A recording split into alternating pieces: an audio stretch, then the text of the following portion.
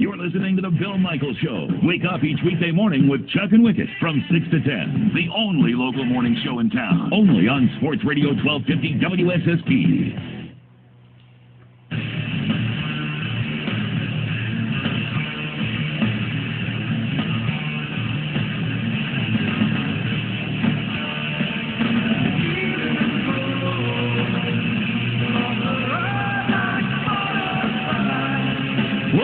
The Bill Michaels Show continues broadcasting statewide on our growing network. Bill Michaels Radio Network now reaching well into Minneapolis, south of the border, into the land down under that is Illinois, heading northward into the UP, all over the place. Glad to have you today. We certainly appreciate you taking a listen to us for a couple of minutes and spending some time here. Brewers coming up tonight, taking on the Texas Rangers. Game 2 with a quick 2-game turnaround. Kyle Loesch on the hill tonight against the lefty Derek Holland. And tomorrow, if you are going to go through a baseball withdrawal, they have a baseball tournament coming to the state of Wisconsin, in case you did not know. Did you know this, Ragu? I didn't until earlier this week, but yeah. We were made aware of this. It's very cool. It's at a great ballpark, too. It's at Kapco Field, which is the home of the Chinooks, the Lakeshore Chinooks. Have you ever been there? No, I've only seen it in pictures. I haven't had a chance to actually get there yet. It's a neat place because it is, even the dirt spots, it's AstroTurf. Right. It's kind of a cool thing. You don't see that very often. So let's bring in now the athletic director from Concordia University, which is the home of Kapco Field. Rob Barnhill now joining us. Rob, how you doing? I'm doing good, guys. How are you folks today? Doing really good. Tell me a little bit about the tournament that's coming to town, because this is a double elimination, if I'm not mistaken. It is. It's the Northern Athletics Conference baseball tournament, and we have 6 teams.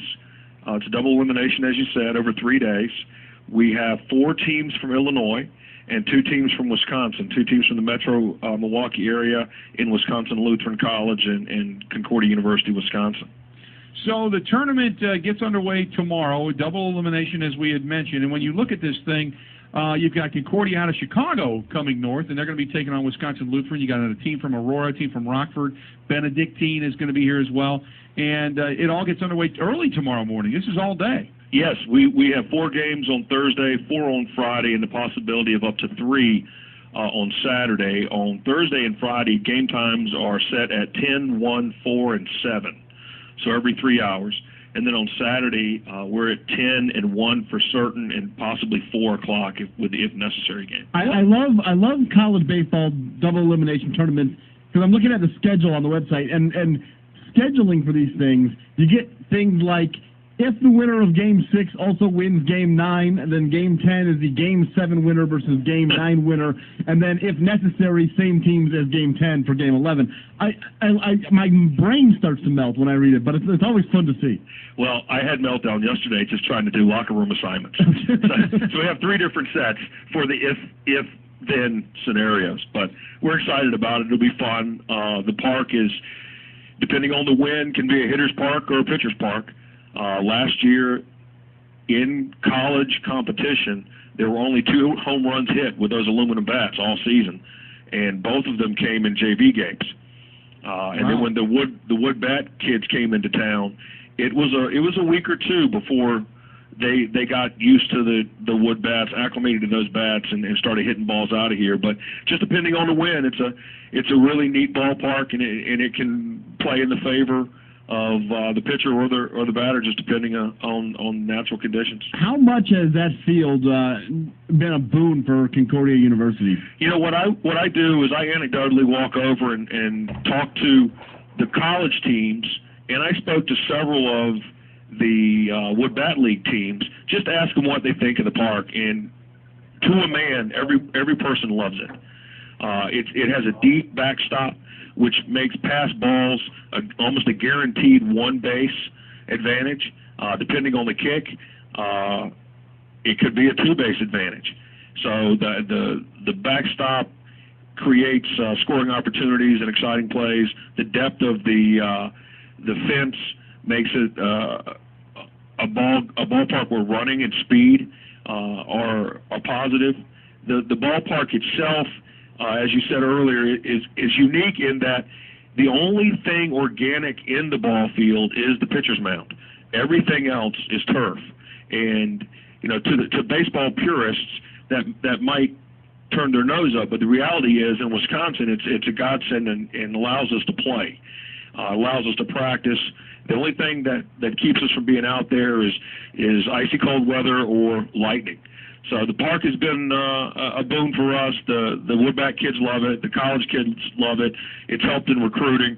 We're really excited about where we are regionally with the ball field. And if people want to get some more information regarding the tournament, to check out some of the times, or maybe a team they want to follow, or just to come out and get some tickets, where do they go? They can check information at cuwfalcons.com, or they can call our offices here at 262-243-4385.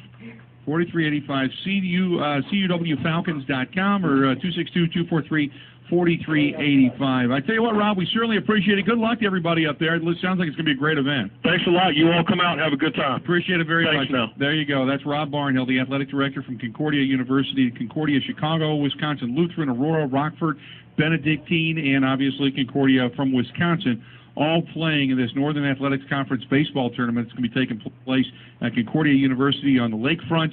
And if you haven't been to Kapco Park, it's a neat place. And he's not kidding. Everything's synthetic except the pitcher's mound. That's it. That's the dirt. That's the only dirt on the field. You'll look out there and swear to God there's dirt, but there's no dirt.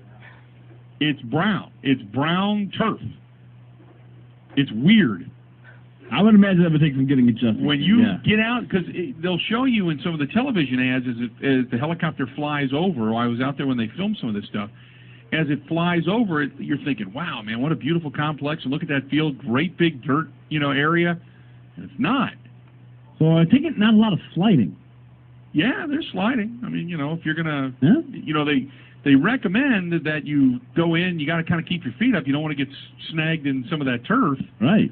But it's interesting, because, and it's not like the bases are thrown on top of the turf. I mean, they're embedded in the turf, and just they're anchored bases and anchored home plate, and it's just, to look at it, you'd never know.